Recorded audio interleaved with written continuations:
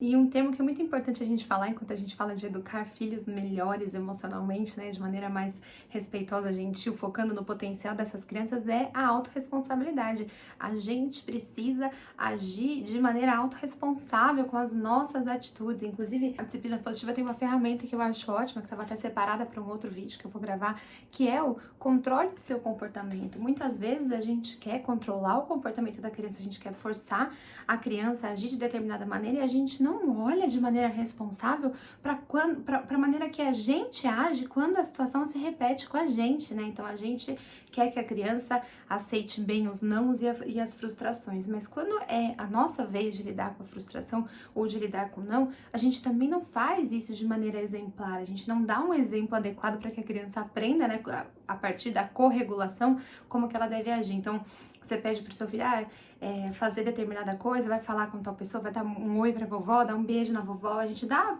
alguma função ali, a criança fala, não vou, não quero, eu não quero tomar banho agora, não quero dormir agora. E a gente age como? A gente quer ganhar na força, a gente quer, como assim não vai? Vai sim, a gente não sabe lidar com a frustração do não do outro, né? E a gente não passa um exemplo nem um pouco positivo pra criança nesse sentido. Então a gente faz a nossa birra adulta, né? A gente fala, vai sim, porque eu tô mandando, se não fizer isso, vai acontecer isso, a gente põe ameaça, a gente lida com a frustração de maneira totalmente inadequada, porque a gente muda o nosso tom de voz, a gente muda a nossa feição, a gente realmente muda com essa criança. E a gente quer que ao mesmo tempo, né, aqui do outro lado, a criança, quando é a vez dela de aceitar um não, de lidar com a frustração, ela saiba fazer isso de maneira totalmente controlada emocionalmente. Mas não é isso que a gente tá mostrando. Então, por mais que a gente traga recursos para a criança, ensine a criança a entender as próprias emoções, a validar o que ela sente, a lidar com o que ela sente, né, a fazer a rodinha da escolha da reação das emoções, a raiva tá tudo bem, a gente pode fazer assim, a gente pode fazer assado, mas como que a gente tá fazendo na prática quando é o contrário?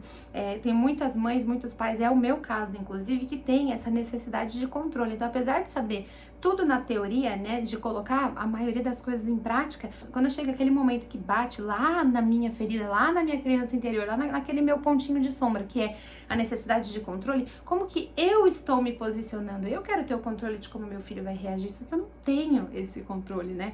A única coisa que eu posso controlar é como eu me comporto diante do que me desafia. E é dessa maneira que a gente ensina para a criança como que ela vai se comportar diante do que desafia, como que ela vai se regular diante das grandes emoções. Então eu te convido nesse vídeo a fazer uma reflexão. Como que você tá lidando com a frustração que seu filho traz para você? Como você tá lidando com os nãos que seu filho te fala?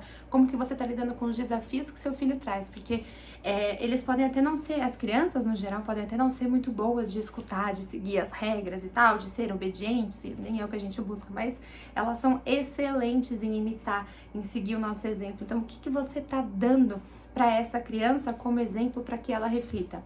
Pensa nisso.